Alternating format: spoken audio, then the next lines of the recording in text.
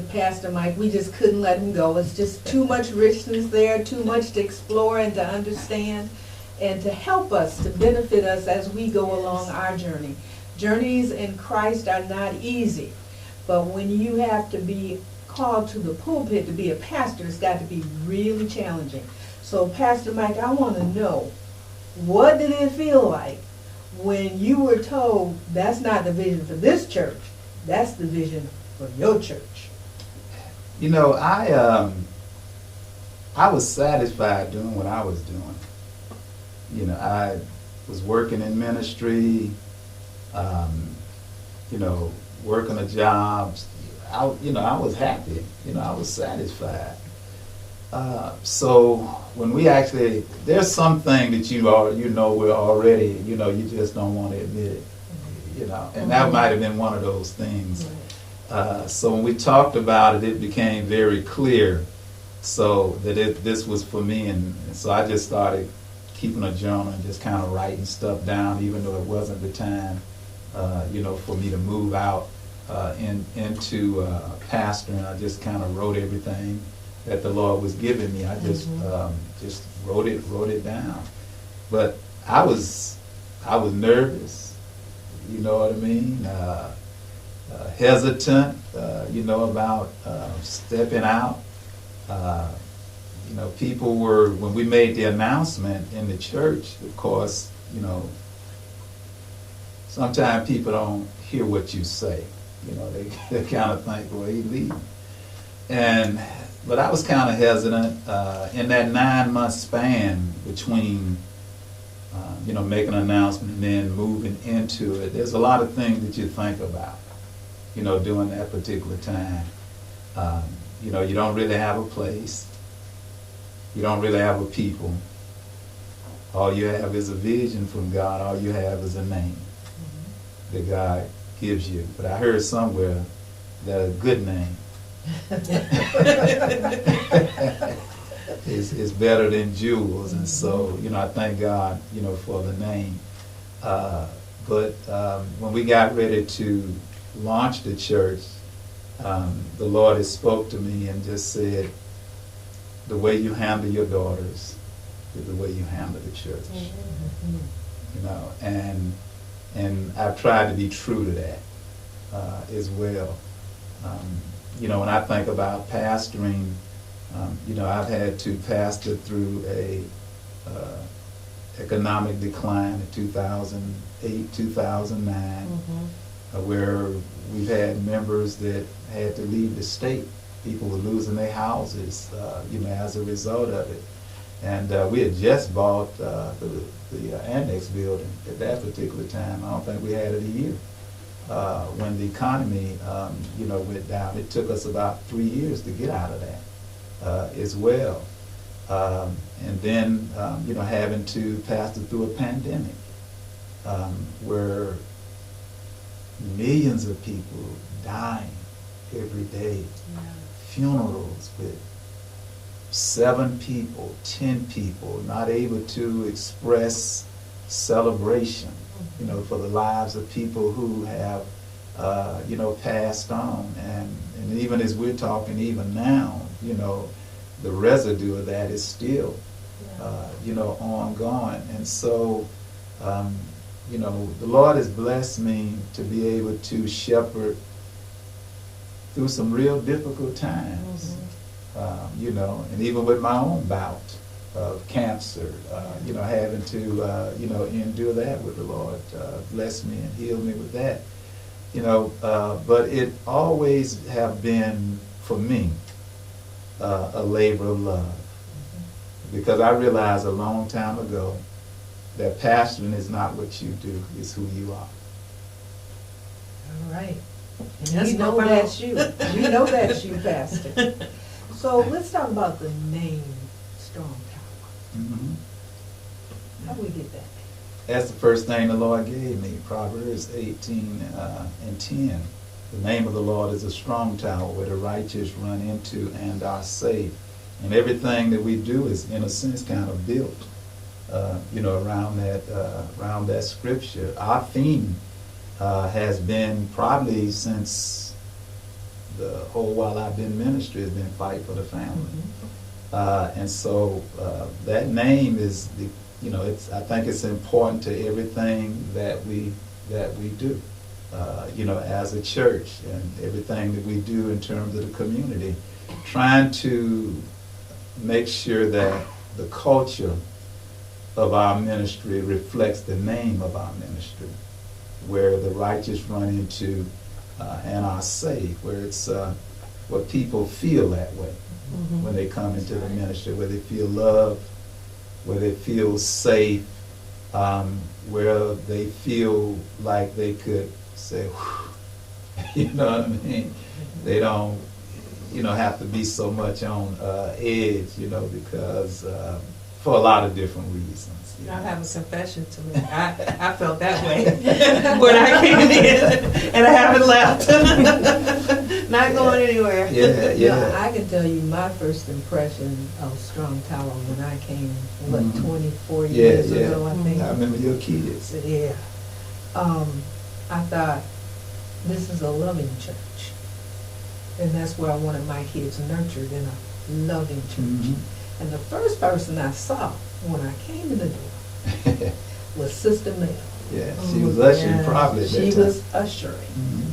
And it was just joyful to be there, and so easy to roll your sleeves up and get busy. Yeah. Because there was a lot to do. Tell us about the transition from the hall, the auditorium, to the church, and how that was for you. It was, well, and the work that had to be done. it had to be done, and it was, it was almost kind of quick, because I think we had been pastoring maybe a month when Sister Naomi Williams, who started out with us, and she said, Pastor, the building across from this high school auditorium, we was meeting in the high school auditorium. We had, it's a 900-seat auditorium, and we got like 30 people, and that was a real blessing, to, when I look back over this ministry from day one, we went into the auditorium, the lady said, the administrator said it's going to be $700 a week. It's 31 people. Wow. But after the first week, the lady who they had come behind us to clean up behind us, she had went to the administrator and said, really, I don't have to do nothing but open and close. They kind of take care of themselves. They went from 7 to 200. Amazing. That's a blessing. Just like that. But anyway, Sister Naomi Williams asked me about the building across the street. She said, Pastor, maybe you ought to talk to the school district. I said, I'm just getting started. We ain't got no money. You know what I'm saying? So anyway, I prayed about it, and Bill Thomas, he's was one of the members who started with us. God bless him so much. Him and his wife, they moved to Alabama. He was one of the first deacons, of our church. And I was talking to him, and he said, well, Pastor, I'll set the meeting up. Let me call the school district and set the meeting up, and we'll go talk to them. And so we did. And the guy who handled the finances for the school district, we just kind of hit it off. We actually became friends as a result of that. And we had talked about the business. Said, yeah, we sure want to sell it, but we got to have a school board meeting. The community got to come, and all of those kinds of things. And we went through that process. It was, probably about a 6 or 7 month process. Well, by that time, I had kind of got a sense of what we may be getting into. I had somebody come and look at the building, architect look at it, and he said, Pastor, I'm going to tell you, this building got to be stripped from top to bottom. Every part of it, all the drywall. And the drywall was nice, the walls and everything. The floors was bad. But he just said, it's a smell in this building. You got to gut this whole building. And I'm saying, well, I'm thinking we don't really have the money to do all this kind of stuff, And so I asked the school district, by now my faith done kind of, what I mean? Things, God is moving. I said, do you think they'll let us have this building and not pay them for 3 months? And then I went on to talk about what we had to do. So he said, nah, man, they're not going to, nobody's going to give you and let you move into a piece of property. You don't pay no money for 3 months. He said, but I'll ask what's the school board. And they came back and said, yeah. Isn't God Talk good? about favor, yes. But listen, then I said, well, okay then, would y'all sell us that property on the other side of the building? On the other side, we would have our margin now, because that wasn't a part of the deal. Then he told me the same thing. He said, the school district don't like to sell property. I said, well, I asked him. Yeah, he said, man, they told me they'll sell you that property. You know, and so Wow. we got the building and that property, you know, at the same time as well. But then this the kicker. Y'all won't believe it. I'll believe it. Drum roll. We were, after all of the agreement was made, the price and everything, I asked this question to the guy that handled their finances. I said, I've only been pastoring for a short period of time. I really can't go to a bank and get any money. Would the school district let me have this property on a land contract for 2 years? You know, I believe after 2 years, we would be in better shape, you know. Once again, we got to go back to the school board. They had a school board meeting, and I was in the meeting when they unanimously said yes. Wow. That's the way God works. Yeah, Yes. yeah. So, and then that building and that property, in less than 2 years, we had paid it off. Amazing. Mortgage free. Yeah.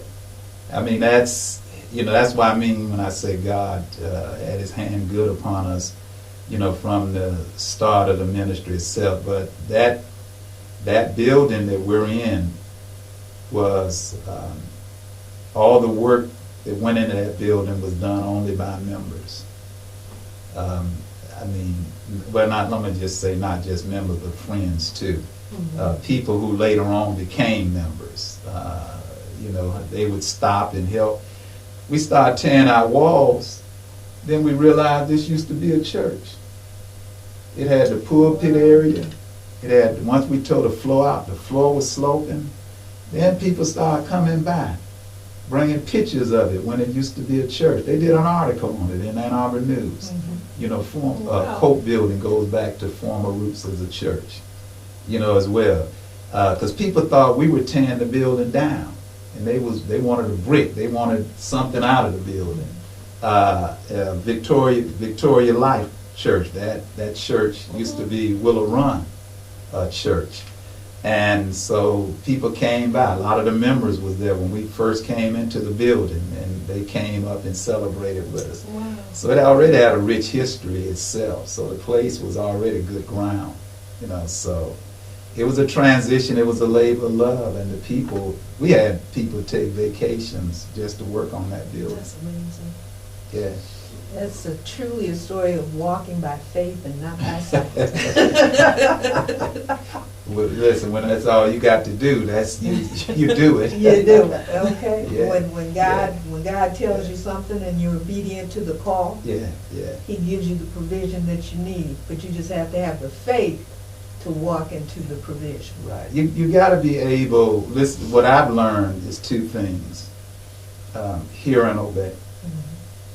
You know, regardless of the circumstances or the situation, if you hear it and you believe it's from God, obey it. And it sounds so easy to say. Well, it is easy to say, but it's faith to do it. Yeah, especially when you see no money, not a lot of people, but they're faithful. A dilapidated building, you know you're walking by faith. Yeah. All right. Well, that's the kind of walk that God always wants us to take, that faith walk, even into things that we cannot see, we cannot hear that it's coming. But if we hear the Holy Spirit speaking to us, we can rely on that. Yeah. All right. Trust Him. Now, you're in the building, and you get another word about this building. Talk to us about that. Actually, I ran into the one of the school board members, which we called it the annex building, but it used to be the school board administration building, which is next to our church. Now, the parking lot that we used for our church wasn't a part of our deal when we purchased the building that we were in. It belonged to the building that we now call the annex building. And I ran into a school board member, and he said that they were selling the building, and was I interested in it? We was at the post office. I said, yeah, we're interested in it. And he said, well, I tell you what, I'm going to call the superintendent and set up a meeting for you so we don't have to get a realtor involved and all those kinds of things. And so we did. And we went through that whole thing about it and ended up purchasing this particular building probably, well, it was right before the economy crashed. So I think it was maybe 2006 or 7. We had just started renovating the building. We had just completed the first half of the wing of the building when everything kind of just began to collapse. I had just retired from General Motors when the economy went down, and they were, you remember at that time they was talking about losing benefits and all of those kinds of things at that particular time. Is when I said, oh God, that's why I love President Obama.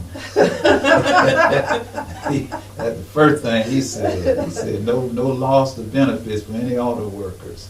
If we're gonna give money out to them and stuff. And so, but we ended up with the building and doing some work in the building itself, and we were actually working in the building when we got a call about the property next to the building that we ended up purchasing as well. And so it probably was a good time. The economy was down at that particular time, as well. But the Lord has just blessed us to be established in the area and to secure the presence of Strong Tower Ministry if Jesus tarry way after I'm gone. All right. Yeah. To build something and to preserve a legacy. Yeah, to preserve a legacy. But you can't do this kind of work in ministry without recognizing the people that God bless you in ministry with. And that's one of the things that I can say about this church of Strong Tower Ministry. We've been blessed with some awesome, gifted, talented people within this ministry. And that's one of the reasons that we've been able to kind of do some of the things that we do.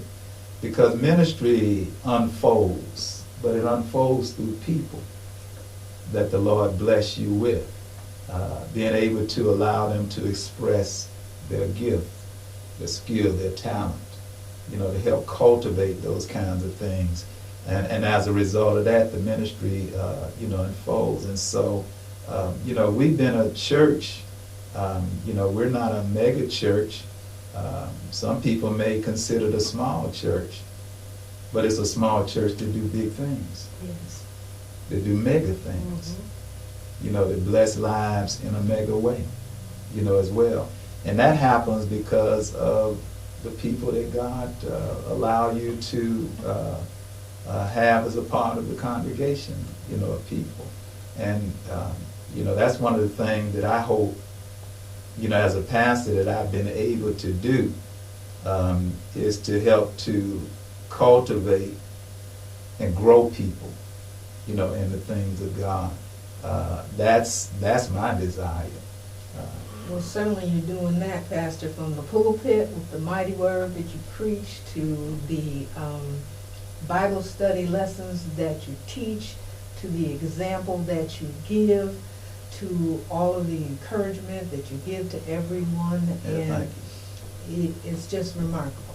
Thank you. And so I'm always proud to say, this right here is my best. That's right. Okay. Yeah. So you've got the church, and you've got a lot of auxiliaries, and you have people coming back from COVID. Mhm. Church is almost full again, Mhm. and a lot of the ministries are back to work. Where do we go from here, Pastor? We go higher and we do better. We expand the thing that we have already been doing. We reach farther than we have reached before. We still try to do things in our community that has an effect. My philosophy of our ministry is this, that anywhere a church is, it ought to be a difference in the community. And that doesn't mean, it really doesn't even, the church, it can be 10 people.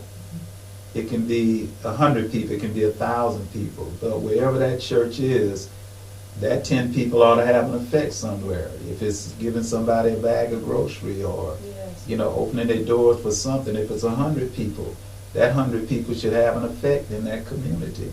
And so that's what we try to do here in Strong Tower Ministries, to have an effect in the community in which the Lord has planted us, where He placed us. And so we try to, do things that bring solutions to families and to the lives of people.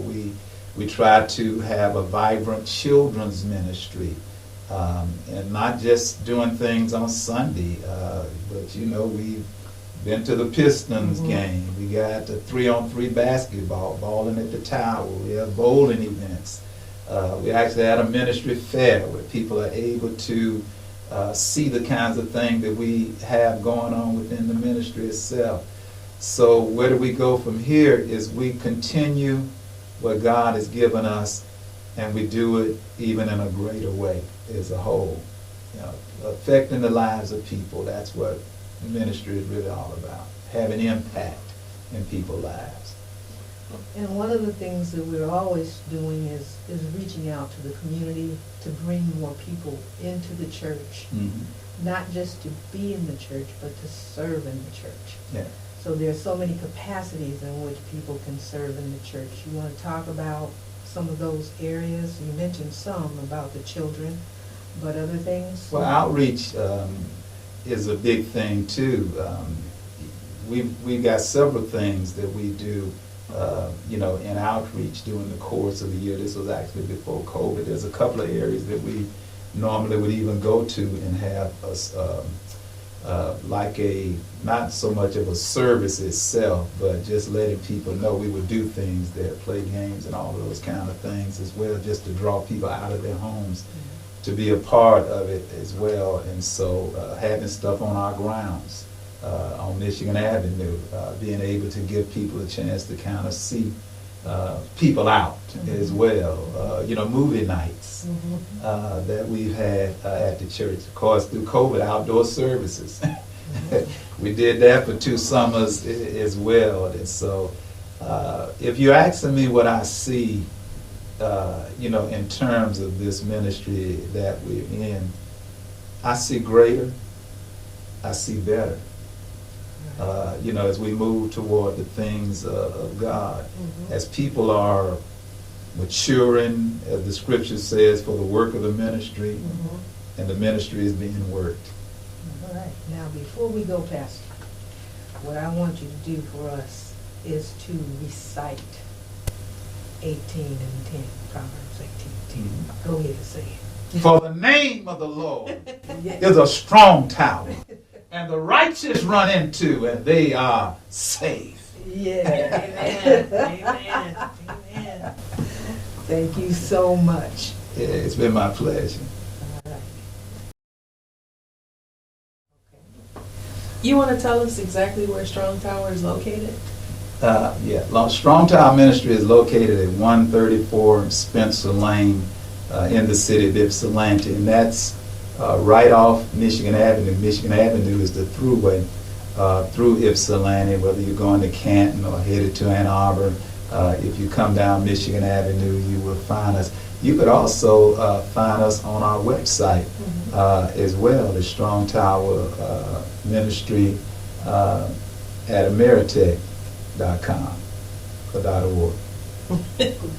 Yeah, well, Facebook, you can find us on Facebook. You can find us on YouTube, Strong Tower Ministry, Ypsilanti. Any of those places can get you to The us. Strong Tower Ministry. Yes, yes.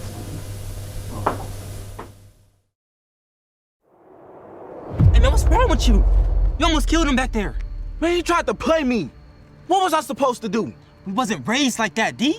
Man, look, I ain't you. And I ain't Pop neither. I won't respect and not this man or whatever, whoever tried to take that from me.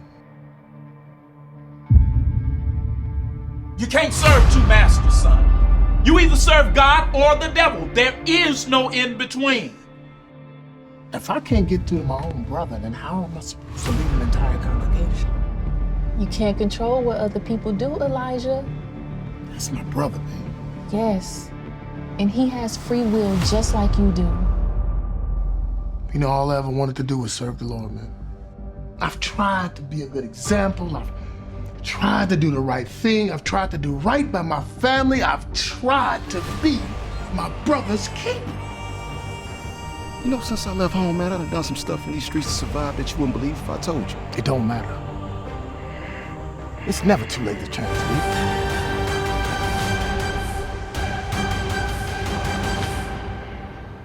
Kill them all.